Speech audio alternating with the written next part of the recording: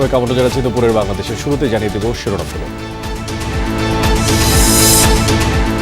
রাজনৈতিক সম্পৃক্ততা যেন পেশাগত জীবনে বিঘ্ন না ঘটায় সেদিকে খেয়াল রাখতে চিকিৎসকদের প্রতি আহ্বান প্রধানমন্ত্রীর।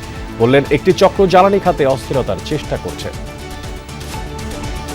শুধু সরকার না, সরকারের পাশাপাশি সমগ্র বাংলাদেশে আপনারা যারা চিকিৎসক আছেন আপনাদেরকেও এগিয়ে আসতে হবে।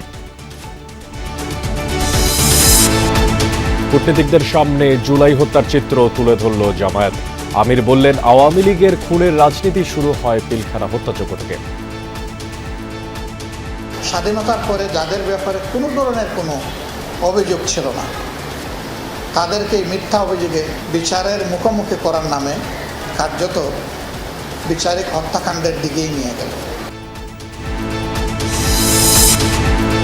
গণভবন থেকেই চালানো হয়েছে ফ্যাসিবাদ অভিযোগ নাহিদ ইসলামের।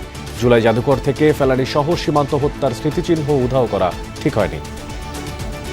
এখানে যাতে কোনো ধরনের দলীয় ইতিহাস পরিণত না হয়, এটা একটা প্রকৃত ইতিহাস চর্চার জায়গা এবং একটা জাতীয় ইতিহাসের কেন্দ্রে যাতে আমরা এটাকে রাখতে পারি।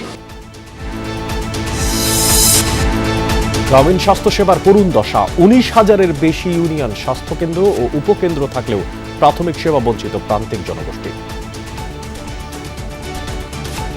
এই হাসপাতাল জন্মতে কোনদিন ডেলিভারি রুগিয়ে দেখা কোনদিন ডেলিভারি হয়নি। 10টা বাজে ফিরাই, এখনো কোনো ডাক্তার এখানে আসেনি। কিছু সাহায্য পাবো, কিছু ওষুধপত্র পাবো, কোনোদিন কিছু পাই না আমরা। ঘরে ঘরে সেবা পৌঁছে দেওয়ার যে আমাদের লক্ষ্য, প্রাইমারি হেলথ কেয়ার, এটা নেওয়ার জন্য এটাকে ইন্টিগ্রেটেড একটা সিস্টেমে এনেই আমরা স্বাস্থ্যসেবা নিশ্চিত করবো ইনশাল্লাহ।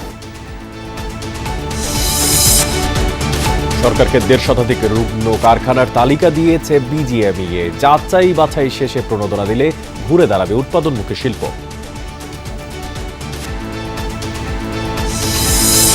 15 দিনে গড়ালো ভারতের ঝাড়খণ্ডের শিক্ষার্থী চাকরি প্রত্যাশীদের বিক্ষোভ। সরকারের সাথে 2 দফা আলোচনার পরও মেলেনি সুরাহা, অন্বেষণকারীদের স্বাস্থ্যের অবনতি।